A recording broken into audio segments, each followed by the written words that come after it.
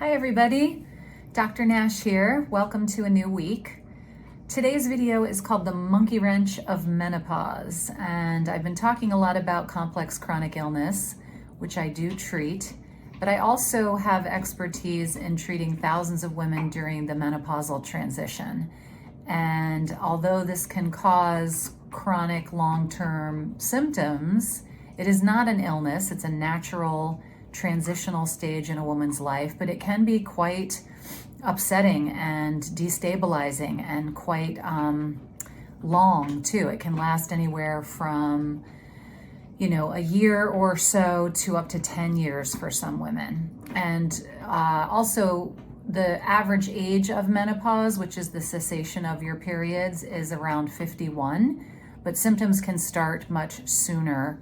And one of the things that I've seen quite frequently in my practice is women that have underlying issues that get exacerbated at menopause, or during their menopausal transition when the hormones are fluctuating, they get an infection, say Lyme disease or COVID-19, and then those combinations of the viral infection or the bacterial infection and the hormonal changes can really make things a lot more complicated and a lot more difficult to treat.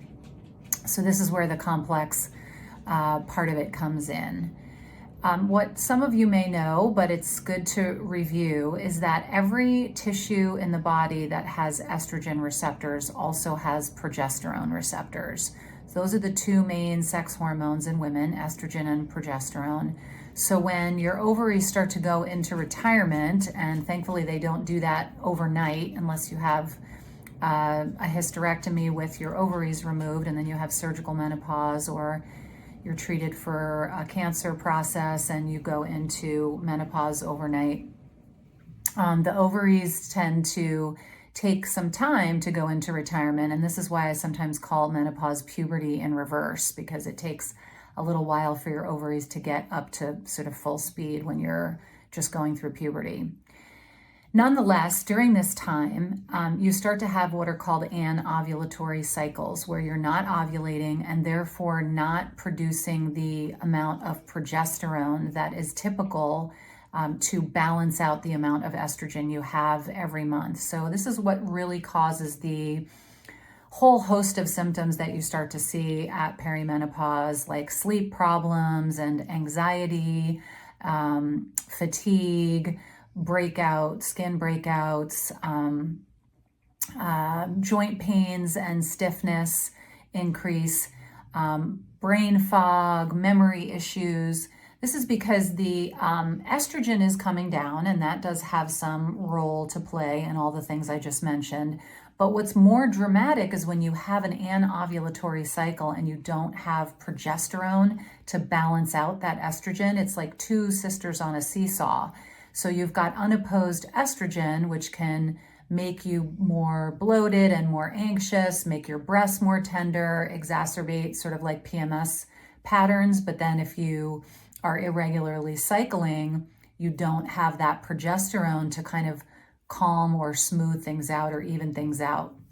So as I said, it can be a really profoundly destabilizing time for women.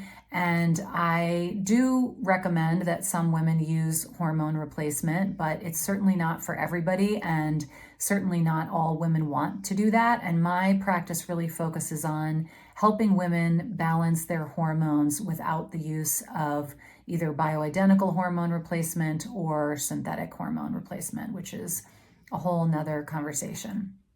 So I just wanted to give you a little background on how when you've got some underlying issues, they can be exacerbated at menopause, or when you go through menopause, the destabilization of the hormones can really kick off some other kinds of problems. And I'll get into more of those in subsequent videos. I feel like this is enough for today. If you have any questions, don't hesitate to drop them in the comments. Thanks so much.